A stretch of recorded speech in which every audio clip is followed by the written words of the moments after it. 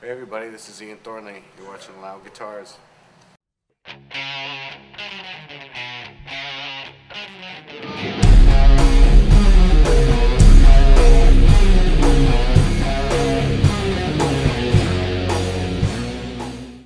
guys, Drew Loud Guitars. I'm here with Ian Thornley of Big Wreck, and we're going to do a quick gear tour. Where do we start, Bruce? Well, Bruce, I guess... Bruce Nickel, tech extraordinaire. Hey there, I'm Bruce.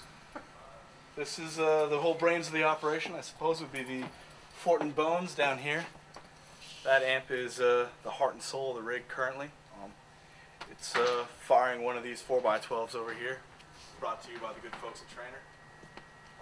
They can take a beat, and they do.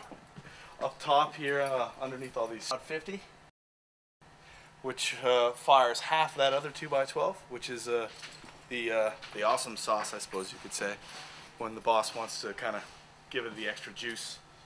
The Soldano fires up. In the rack, we've got all kinds of stuff, toys. Yeah, the good Pigtronic stuff is phenomenal. Been having a lot of fun with them. TC bit for some of the wet stuff. Couple delays. I don't know. Talk to me a little bit about this distortion box. Oh, I've read a lot about this. yeah, it's like an Octavia on steroids. But I mean, as you see, it's got an Octavia and a fuzz and an overdrive.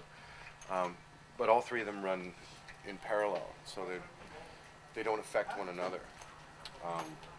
But I just kind of leave it on one setting, which is sort of over the top. I use a lot of the Prescription Electronics Experience pedal. I have a couple of those that I've had since, college. And I still use them in the studio all the time. But my ones in particular have a great sound, but they're very unreliable, and sometimes decide to turn off or take a left turn on you. This is the closest I've heard to getting that sound. It actually has a little more gas. It's a lot cleaner, which for live is pretty essential because, as Bruce can tell you, we spent more than our share of time. He has certainly chasing down hums and buzzes, and it can be a nightmare with all this. And the Pigtronic stuff is just, each one of these pedals has a distinct personality. The distortion is no different. It's like a personality box. Now, you're using the Pro Control to control this stuff. What are you running through the loop, and what are you running direct into the face of the amps? Well, as you would assume, it's the BB Plus, the distortion, the compressor, the Philosopher's Tune, and there's a fat drive in there somewhere too. Yeah, it's around the in back. Okay. There's another Pigtronic fat drive, a fantastic sounding overdrive pedal. Those are all pushing the front end of the amp. And then this is sort of a really standard issue. It does a lot of things, but I use it basically just for a normal, clean digital delay. And I use the old green machine here for like a tape delay kind of thing that I can bring in or bring out. And that's all run through the loop. And the Class A boost is actually run through the loop as well and works like a charm. Okay. Which I never would have figured to try it like that, but we did, and it worked. There's a lot of things in this rig that are like, don't ask questions, because it's working today, So yeah, and then that's pretty much it, I think. Now, which one of these heads are you running for your clean tower? The Bones. Okay. Yeah, I don't know much about it, and Mike Fortin is the mad genius who put it together. Has done a bunch of things to it since I acquired it. Just sort of tailoring it to how we were going to be running it. So throwing the loop, throwing an effects loop in it, and then a MIDI switchable jack so the ground controller, whatever the foot switcher, can tell it low, medium, or high gain. Okay. And then some sort of phase reversal, because I guess when you go to higher gain, the phase flips. So when I bring in the Soldano, all of a sudden I'm in a void. So it'll flip automatically.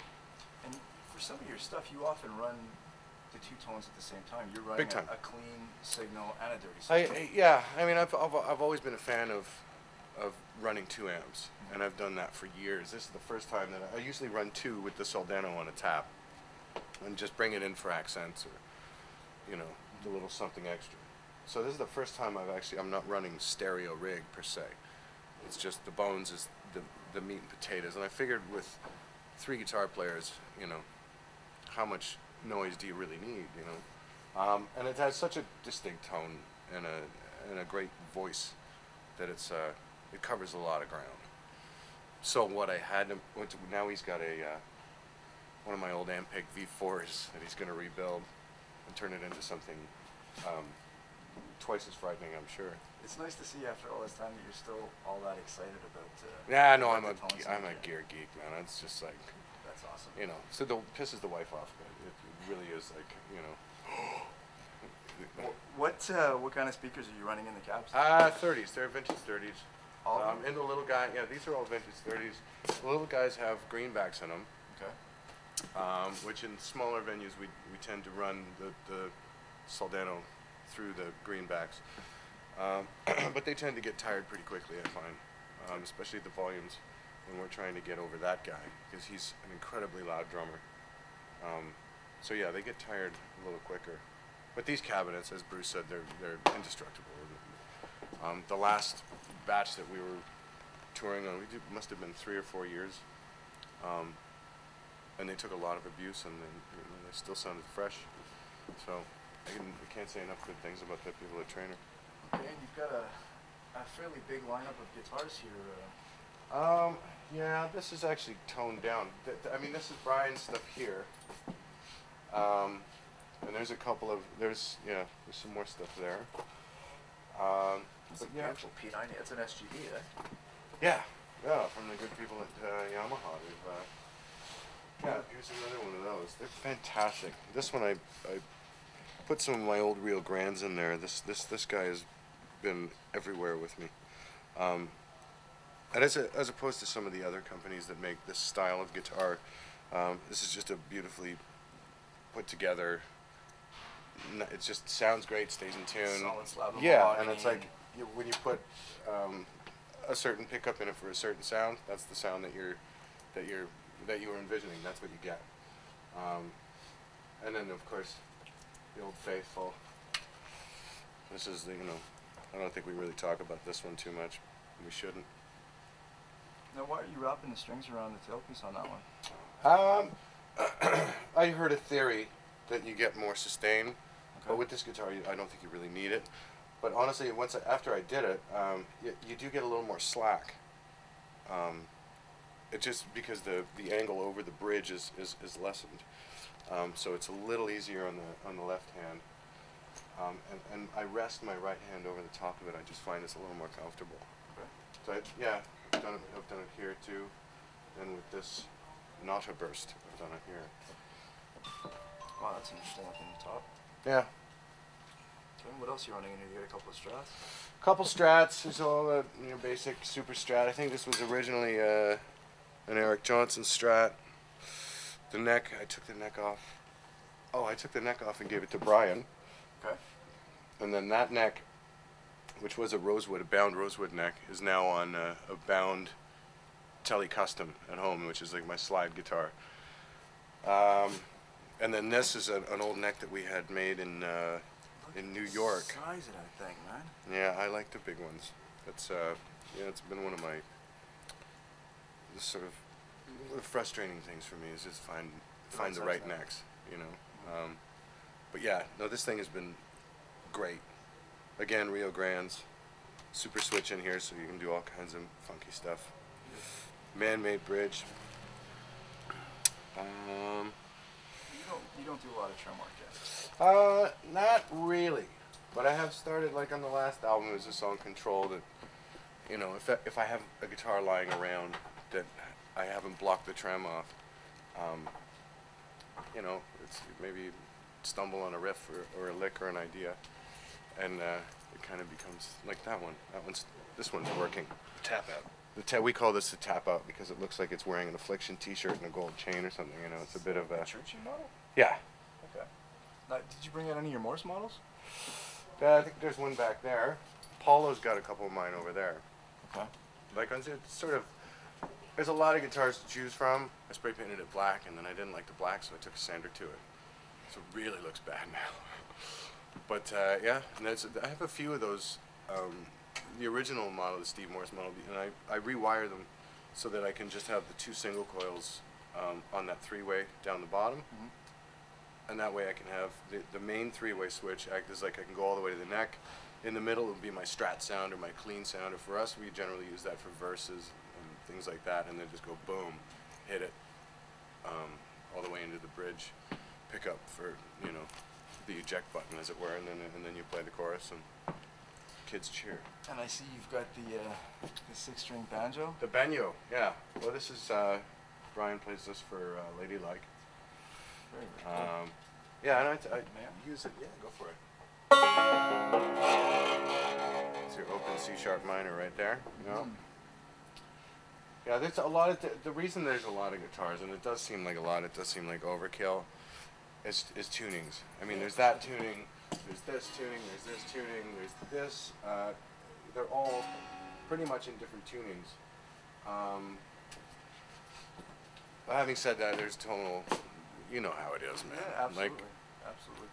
You've got so much music. We're not such a flying, wide array so. of tunings that it's understandable. I'm amazed that there's only that many guitars out there. And here's another one. Just feel the neck on that bad boy. Yeah, it's one of the early Jeff Beck ones with the huge. When I was in college, there was a kid from Jersey, I think, that had one of these, and I just like, and he was like, the neck's too big, the neck's too big, and I was like, yeah. And then a few years ago, one came up on eBay. And it was from New Jersey. I don't think it was the same guy or the same guitar, but yeah. And generally, I'm not a fan of these pickups. I generally, if I get a guitar that has them, I usually yank them and put something else in. But in this guitar, they really work, and it's like they sound so. I wouldn't know how to describe it. It's so Crystalline, yeah, sterile. sort of artificial almost, but in a good way. It works for some stuff. And it does work for the way I'm using it is you know, leaning on that sound quite heavily. Can we take a close look at the Ernie Ball double neck? Absolutely. There you go. Bare knuckle again? No, these are DiMarzios, I believe. Burst buckles? No, I think down here the DiMarzio EJs. Okay. Like it's a really clean, almost Gretsch sounding, Okay. almost like a single coil, which is great for the sort of glassy. And we use this on Albatross, and I usually have it in the middle, just running them both.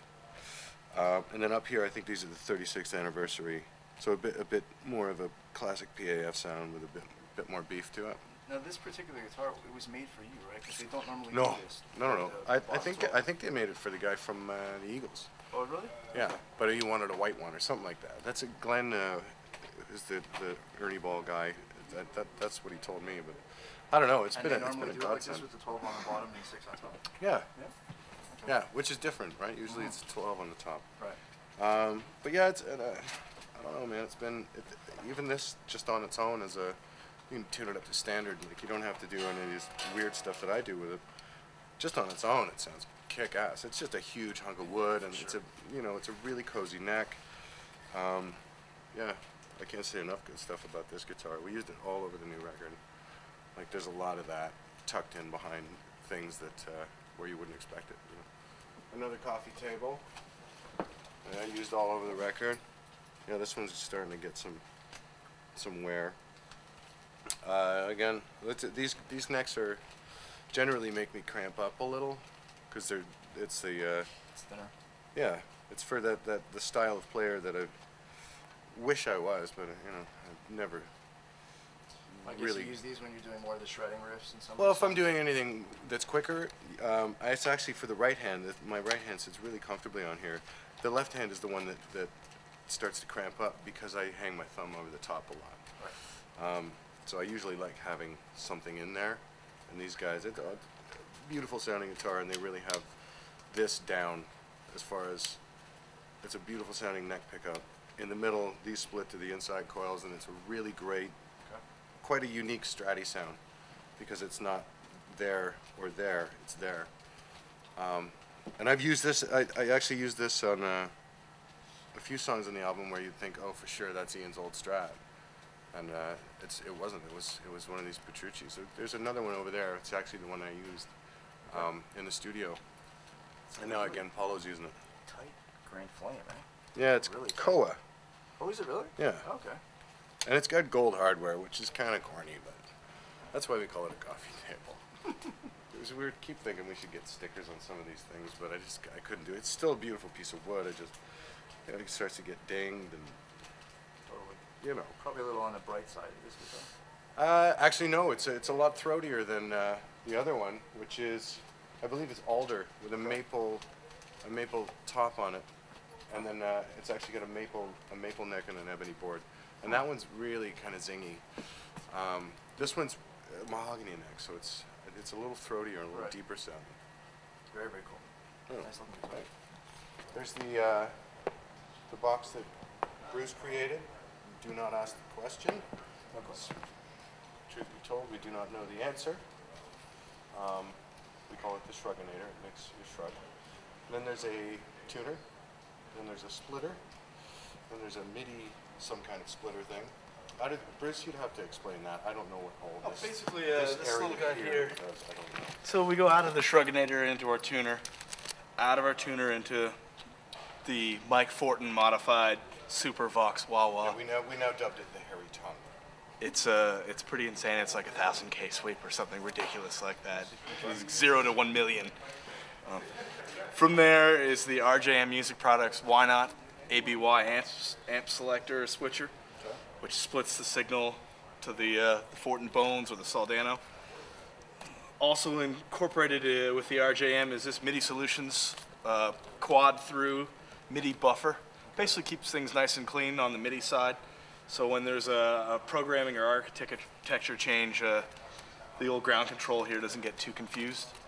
All the effect switching is done from the Ground Control Pro, which is this as advertised. It's when I'm singing or whatever, my foot's usually here. Okay. And I'm riding the Soldano because it's always on and just sort of comes in and it'll be cleaner here or just all the way. Okay. But it's just a little 50 watter so you can kind of pin it without taking anyone's head off. Awesome. Well, dude. Yeah, this is just a mess. But again, it's a guitar with a lot of personality. Yeah, you did have a lipstick in this, didn't you? I had 2 lipsticks in it, Okay. which I think I might go back to. These are holy grails. You know what I tried that I really dig that you might want to check out? I was a beta tester for Seymour for a while. Oh, yeah. And their original custom shop antiquity lipsticks. Those are the ones that I have, and I bought a baby blue EJ Strat that I put those pickups in. Colin Cripp's a friend of mine, and he's really tight with Seymour. I put them in my 63 Strat. Unbelievable. Yeah, no, it's the glassiest, most beautiful. And I did it after we finished the record, because fuck, I should have used this all over the place. I always remembered the Charlie Wirtz Yeah, the white Stevie guitar. Strat. Yeah. I thought that sound, Evil. and if I can come close to It that. is, though. Yeah. Yeah, it's very close. Totally. Then there's this one, the good people at Music Man put together for me, That's awesome. Now, which I dig. I really dig these. you used to use these 2 quasi Rickenbacker Telly Flapjacks. customs. Oh, Yeah, flapjacks? those are the Meridian. You don't bring them out anymore? No, it's the problem with the Meridian flapjacks is not actually a problem. We use those all over the record as well. There's and again, it's just a massive hunk of wood. Necks are massive. Yeah, they're built like Boof and I designed them, and he built them like from scratch. So there's 4 of those, but the cases are all. We can't find a case. I'd have to get them custom made, and it's like, wow, there's the time and the money. That it's just like I just haven't got around to it. And they're starting to get a little bit beat up. The rigors of the road when you're people are throwing stuff around, and I don't want anything to happen to any of those guitars. And I'm waiting on them to build me another one. Right. Maybe try a old Ricky case or something. Yeah. Old See Rickenbacker that? case. I think he has, but it didn't really work. Yeah, there's another one of Paulo's. Here's another one of Paul. Yeah, this is all Paulo's gear. Yeah. So you can tell that we're fans of putting things where they're not supposed to be. TV Jones. Yeah, TV Jones, okay. It's like a repro of one of the old Gretsch pickups, right? Yeah. Paulo's got his own whole whack of sounds going that he, Very, very cool, man. Thank you very much for taking us on the tour of your gear, man. Indeed.